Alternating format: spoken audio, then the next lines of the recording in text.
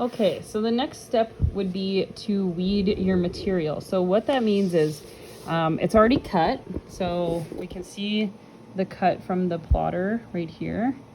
So what we need to do is get rid of this excess material. So how we do that is, obviously it's going to be tough to see with the light. So you got to get right in there to see where it is that was cut, and make sure you're peeling away the excess, not the actual pattern. So I always try to start from the outside. So this pattern didn't actually cut all the way to the edge. So what I'm gonna have to do is be careful when I'm weeding this, and I'm gonna have to pull it off that way to give myself a little bit extra. It's gonna happen from time to time, just depending on how you have your roller set up, especially on a hood, fender, and mirror kit. The tip of the hood sometimes gets cut off. So you either have to cut it with a knife to line it up, or just leave it excess and then you can cut it off on the vehicle later. So what we want to do is weed all this excess off.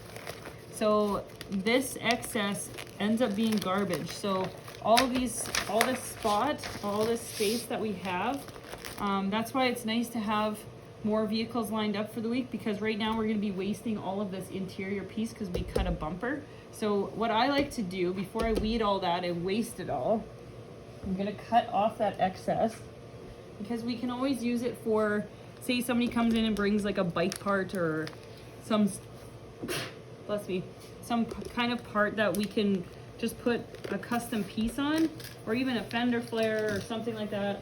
Then this is money that we didn't just throw in the garbage. So all this piece is good scrap for a fender piece, or anything really, anything that's smaller.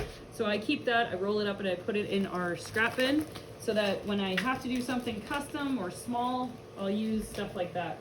Of course, again, we're trying to save money so that we can give you guys raises based on how much wasted material we're having and whatnot. So if we can keep the waste down, that means we have more profit, meaning we can pay you more. So keep that in mind. Either make sure that your patterns, your moving pieces in your pattern. So if I was going to do the hood fender with this bumper, I would have moved the fender pieces in here and the mirrors maybe to try and fit it all in there. And then I would have cut it so that I didn't waste any of this. But I didn't, because we're only doing the bumper on this one. So unfortunately I couldn't use that. So then the next step is to look and see if you have any slits. So I'm going to try to zoom in here. It's hard to see because of course it's clear, but see how this piece here is two separate pieces. It has like a release cut.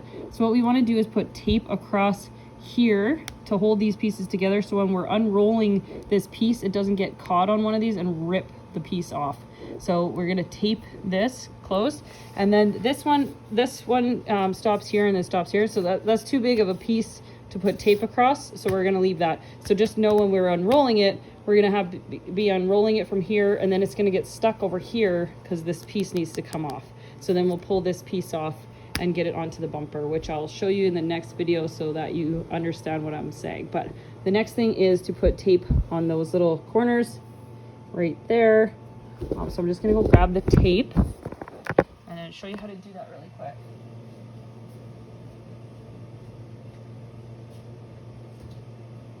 All right, so we just use green tape or painter's tape. And obviously if it's on one side, it's gonna be on the other side, so make sure you do it on both sides. So you just make sure you tape across both pieces right at the tip so that it catches both pieces.